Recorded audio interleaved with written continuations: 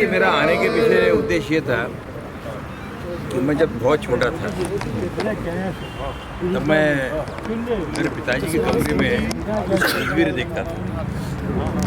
उसमें एक तस्वीर जो है शहीद भगत सिंह जी की थी, एक सुभाष बाबू की थी और एक गांधी जी की थी। और भगत सिंह जी की तस्वीर उनके बेडरूम में अकेले उन्हीं की तस्वीर थी और सिंह जी लिखा था कि जियो तो शेर की तरह, नहीं तो मौत ही गोद में सो जाओ। तब मैं बहुत छोटा था, मेरे दिमाग में ये था कि शहीद भगत सिंह जी जो है ये केवल पंजाब के नहीं है या हमारे देश के नहीं है, तो जितनी भी देश की आशा आकांक्षा है उसके वो प्रतीक है, युवकों की प्रेरणा स्थान है और इस पवित्र भूमि के वो सुपुत्र है। तो मुझे वहाँ जाना चाहिए क्योंकि मैं खुद एक फ्रीडम फाइटर का बेटा हूँ और मैंने सोचा कि उनकी मट्टी यहाँ से लेके जाऊँगा, उनकी मिट्टी, और मेरे पिताजी के जो प्रेरणा स्थल है यवतमाल में, वहाँ पर मैं चढ़ाऊँगा वो, और उस मिट्टी के माध्यम से वो जब शहीद भगत सिंह जी को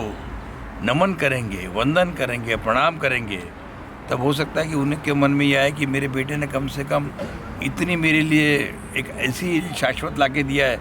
कि जिससे उनकी आत्मा भी और खुश हो। ये भी मेरे उसके पीछे भाव थे। हर व्यक्ति ये चाहता है कि शहीद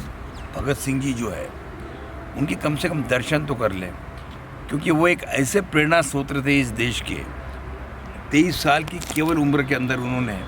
सब कुछ निछावर कर दिया। तो ऐसे महान देश के सपूत जो हैं उनके वहाँ जाए, दर्शन करें, उनको वंदन करें, कुछ वहाँ से ऊर्जा प्राप्त करें, कुछ शक्तियाँ लेकर जाए, और उनकी जो प्रेरणा थी, उनका जो विचार था, क्योंकि आदमी चले जाता उनके विचार कभी नहीं जाते, और उन्होंने जो विचार दिए आज युगों युगों तक चलते रहेंगे वो। जैसे कि हम देखते गुरु नानक देव जी ने जो विचार दिए हमको, और हमारा महाराष्ट्र का और पंजाब का बहुत गहरा नाता है। हमारे नामदेव जी जो है वो यहाँ पे आए और उनका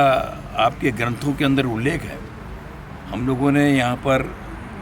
तो महाराष्ट्र और पंजाब का नाता बहुत पुराना भी है, बहुत घना भी है और बहुत गहरा भी है। तो हो सकता है कि मेरे यहाँ आने के माध्यम से इस चीज़ के लिए मैं अपने आप को भाग्यवान मानता हूँ कि मुझे दर्शन का योग मिला, और उसके लिए मैं विशेष रूप से बाजवा साहब कि जिनसे मैंने देहरादून के अंदर इच्छा जाहिर की और इस ढंग से उन्होंने यहाँ पर मेरे दर्शन करवाए, मैं ज़िंदगी भर उसके लिए उनका ऋणी रहूँगा। ज़िंदगी भर मैं उनका एहसानमंद रहूँगा कि उन्होंने मेरे को जन्म दिया। दूसरे हमारे मित्र जो है राहुल जी, वो राहुल जी ने भी उसके अंदर पहल की। तो मैं इन दोनों का भी शुक्रगुजार करता हूँ कि उनके कारण आज मैं उनके पितृ गाँव के अंदर होम टाउन में मुझे आने का मौका मिला। और एक बात और भी मैं आपके सामने जाहिर करना चाहता हूँ कि लोकमत जो है हमारा, वो केवल खबरों तक सीमित नहीं है, या हमारा जो टेलीविज़न है नेटवर्क 18 वो भी वहाँ तक सीमित नहीं है। हम लोगों ने हमेशा ये प्रयास किया है कि जिन लोगों ने इस देश को मजबूत बनाने में योगदान दिया है, चाहे बहादुर शाह जफ़र हो, उनका जो परिवार था, आज बहुत बुरे हालात में उनके नातिन की शादी का प्रश्न था, तब लोकमत गया और कलकत्ता के अंदर उनके लिए वहाँ पर कुछ अपनी भेंट चढ़ा के आया, भेंट दे के आया ताकि उनका काम नहीं। उसके बाद में उसी समय के एक महान योद्धा ताता साहब टोपे, तो उनके भी प्रपौत्र जो थे उनको भी हम लोगों ने बुलाया नागपुर में, और बुला के उनका भी सम्मान किया, और उनकी भी माली हालत ठीक नहीं होने से इस फाउंडेशन ने उनकी मदद की। साथ ही साथ में उधम सिंह जी जो हैं, क्या पता चला हमको कि उधम सिंह जी के जो ग्रैंडसन हैं वो भी